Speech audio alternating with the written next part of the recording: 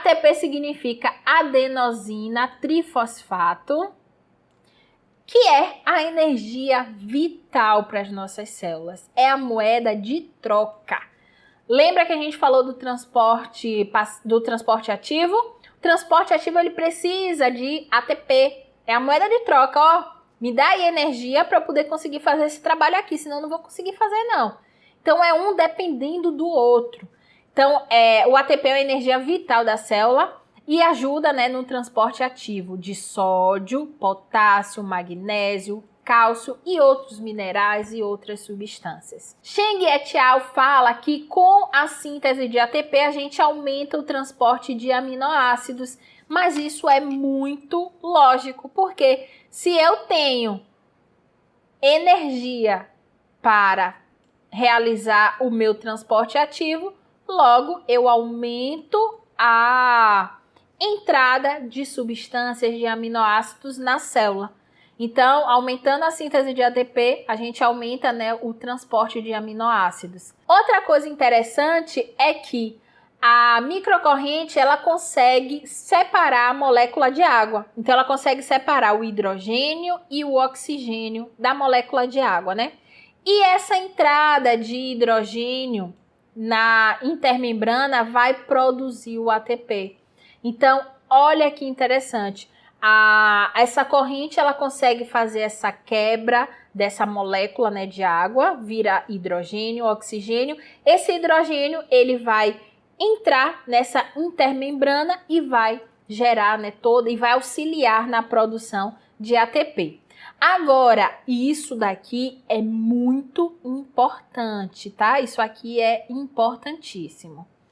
O aumento de ATP a gente consegue com intensidade entre 100 a 500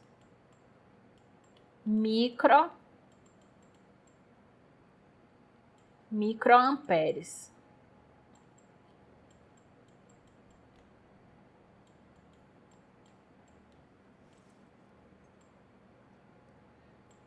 Tem um I aqui, pronto.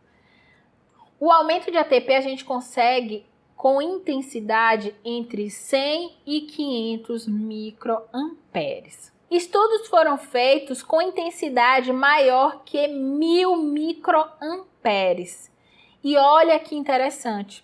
Quando a gente utiliza intensidade mais alta, a gente tem um efeito contrário. Então, ao invés de aumentar a síntese de ATP, a gente vai ter a diminuição da produção de ATP e a gente vai inibir a respiração celular. Então, cuidado, não aumentem muito a intensidade da microcorrentes e no final eu vou falar um pouquinho de parâmetros, a gente vai entender mais ou menos como é que vai funcionar, certo? Mas não aumentem. Às vezes a gente quer que o cliente sinta, não vai sentir, tá? Mesmo que você coloque lá no máximo, não vai sentir nada, porque ela é subsensorial. Então não adianta a gente ir aumentando para ver se vai ter um efeito melhor, se vai potencializar aquele efeito. Não, muito pelo contrário. Nesse caso aqui de síntese de ATP, se a gente colocar uma intensidade mais alta, a gente diminui a produção desse ATP e inibe a respiração celular, certo? Então, a faixa é de 100 a 500 microamperes para a gente poder aumentar a síntese de ATP. Aumentando a síntese de ATP, a gente vai aumentar o transporte da membrana. Então, a gente falou o tempo todo de que a membrana ela funciona, né, também com o transporte ativo. Tem o transporte passivo, mas tem o transporte ativo. O transporte ativo ele precisa de ATP para que ele funcione. Então, quanto mais ATP eu tiver, melhor eu consigo fazer esse transporte. Eu consigo colocar substâncias, retirar substâncias da célula. Melhora o transporte de aminoácidos, porque eu melhorei, né, o transporte ativo, então melhoro também a entrada, né, de aminoácidos e melhoro a síntese de proteínas. Então, tudo isso vem complementando o benefício, né, do aumento da síntese.